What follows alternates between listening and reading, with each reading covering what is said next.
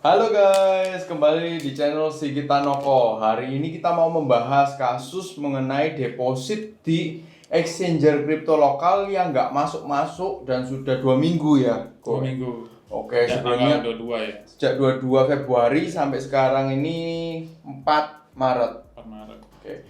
Sebelumnya saya perkenalkan dulu, namanya adalah Bro Sipinyu. Dia juga seorang YouTuber, nama channelnya Bro Sipinu. Sipinu, tulisannya Ya biasa Sipinu biasa. Oke, nanti ada di sini atau di sini guys, tergantung saya ngeditnya nanti di mana. Jadi kontennya mengenai makanan, kuliner di Surabaya. Mantap. Kembali lagi ke masalah deposit di, kita sebutkan mereknya Indodax ya. Indodax ya. Jadi itu gimana kronologisnya kok? Kok bisa kayak gitu? Jadi awalnya kan memang saya nyoba-nyoba untuk bermain koin kripto. Dapat referensi ya, bukan referensi sih, maksudnya searching lihat kok yang bagus di internet itu kayak Indodax gitu loh. Kemudian nyoba lah, deposit pertama, kedua sampai keempat tidak ada masalah sih, lancar. Oke. Yang kelima saya deposit pakai virtual account BCA sudah yang sekian kalinya. Tapi ya itu sejak saat itu nggak masuk gitu loh. Nah saya nggak bingung. Sudah nanya ke CS supportnya, telepon ke supportnya juga, awalnya direspon, lama-lama nggak direspon sampai sekarang. Oke, jadi ada bukti chattingnya ya. Ini nanti semua di sini guys, bukti chattingnya dari dibales sampai nggak dibales. Iya. Oke, itu tanggapan dianya gimana kok? Yang terakhir lah, kita akan follow up atau apa dia katakan yang terakhir itu sampai nggak dibales lagi? Yang terakhir dia cuma ngasih di email itu kayak suruh kasih nama lengkap, terus bukti transfer segala macam bla bla bla. Mari gitu sudah saya kasih, kirim, wes nggak ada balasan sampai sekarang. Oke, jadi cuma minta data doang guys. Kalau setelah itu udah berapa lama dari sejak terakhir yang ngirim itu? Seminggu? Mungkin ada seminggu. Oh, seminggu. Oke. Sampai sudah hopeless lah ya. Sampai udah hopeless. Dananya lumayan juga ya. Lumayan juga sih. Lumayan. Nah, terus aku juga dengar katanya sampai bahkan penipu juga ikut-ikut meng-email ya atau? Iya, betul. Itu gimana? Jadi waktu itu saya coba masuk ke kayak di Play Store-nya kan ada kayak penjelasan ulasan gitu kan, di Indodax gitu. Ada penjelasannya. Nah, saya coba klaim di sana gitu loh, nanya ke supportnya sana, uang saya ya apa ini gitu loh. Tapi kemudian setelah nggak lama kemudian ada yang email saya dari Indodax, tapi waktu itu saya nggak terlalu perhatikan dia punya alamat email. Oke. Ternyata itu bukan indodax.com. Oh, itu ya, berarti di Play Store ya. Bro Sipinyu ngomen di sana gimana ini setoran saya. Dia nge-reply. Ya, cuma anehnya kan kok dia bisa ngerti alamat email saya gitu loh, ya kan. Padahal kan di sana kan nggak kelihatan tuh. Oh, atau dia ngelihat mungkin Bro Gmailnya mungkin nulis emailnya. Nggak tulis email.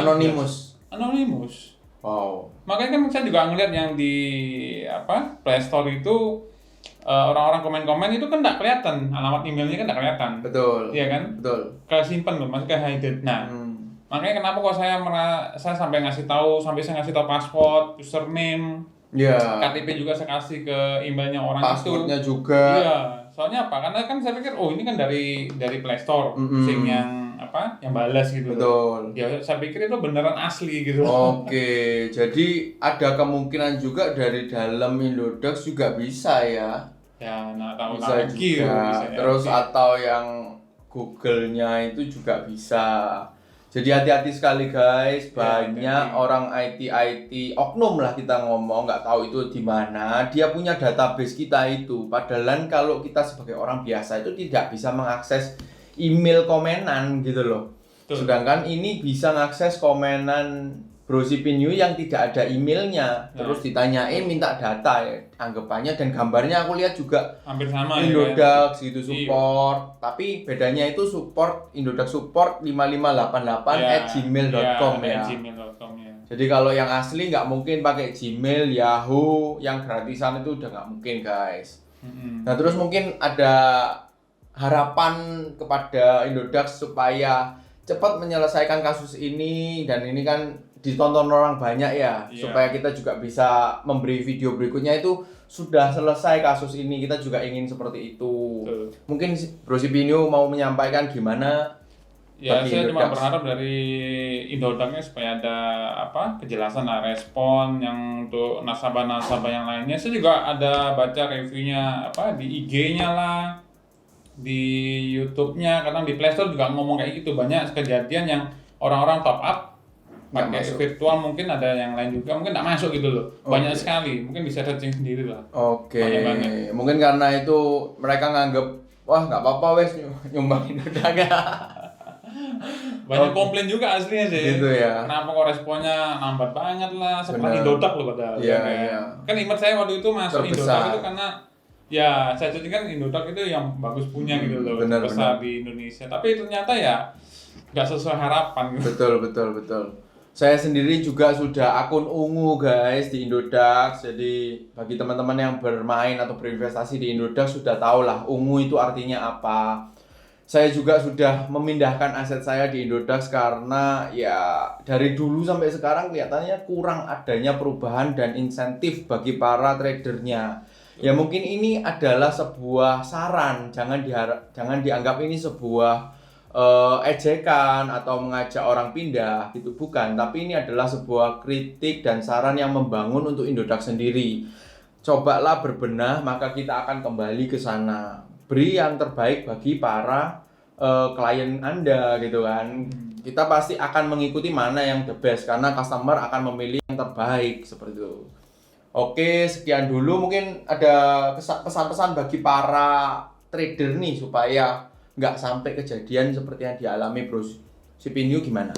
Ya sarannya mungkin harus lihat dari komen-komen orang atau mungkin tanya dari teman-teman juga pengalamannya, dia pernah pengalaman atau enggak, di mana yang bagus, paling kayak gitu lah ya. Jangan sampai kejadian kayak saya lah ya. Saya akhirnya ya semua aset saya yang di Indodax tak tutup semua, tak withdraw.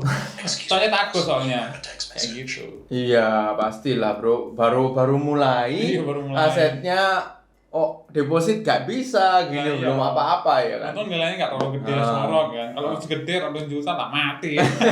Kejar jangan. Kalau saya aman sih, kayak nggak pernah ada kasus sih seperti itu di Indodax, dan asetnya lumayan juga sampai beberapa BTC dan nggak ada masalah. Cuman ya kalau sampai seperti ini kan berarti ada, nggak cuman Bro gitu loh, masih ada orang lain juga. Semoga berbenah lah. Saya tahu juga kemarin itu ada kasus AWS Bro. Jadi Amazon Web Service-nya itu lagi down dan jutaan domain itu terdampak. Kemungkinan Indodax ini juga ada server cloud-nya di AWS. Jadi ketika itu terjadi, dia akan melakukan backup kan. Nah, pas Bro kirim ini dia backup, kemungkinan nggak masuk juga bisa. Jadi pas di backup ini baru ngirim dana. Sedangkan AWS-nya kan lagi di shutdown sama dia, dipindahkan ke server yang baru.